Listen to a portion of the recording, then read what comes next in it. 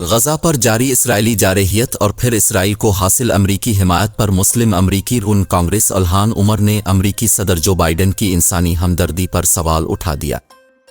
Washington میں کی گئی پریس کانفرنس کے دوران الہان عمر نے امریکی صدر جو بائیڈن کی حکمت عملی پر شدید غصے کا اظہار کرتے ہوئے سوال کیا کہ حماس اور اسرائیل میں جاری جنگ پر آپ کی انسانیت کہاں ہے؟ آپ کیسے ایک ہی جانب کا ظلم دیکھ کر اسے غلط کہہ سکتے ہیں؟ آپ کیسے لاشوں کے ڈھیر دیکھ کر اپنی دوستیاں برقرار رکھ سکتے ہیں؟ دوران خطاب الہان عمر نے دعویٰ کیا کہ اسرائیل نے حالیہ 10 دنوں میں غزہ پر اتنی بمباری کی ہے جتنی امریکہ نے پورے 1 سال میں افغانستان میں کی تھی۔ اب آپ کی لوگوں کے لیے ہمدردی کہاں گئی؟ اب آپ کی انسانیت کہاں گئی؟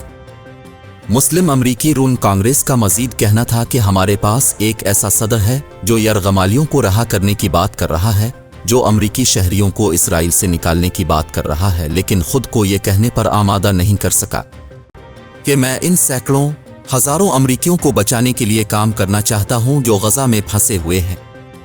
خیال رہے کہ 7 اکتوبر سے جاری اسرائیلی جارحیت کے نتیجے میں 5000 سے زائد فلسطینی شہری شہید ہو چکے ہیں۔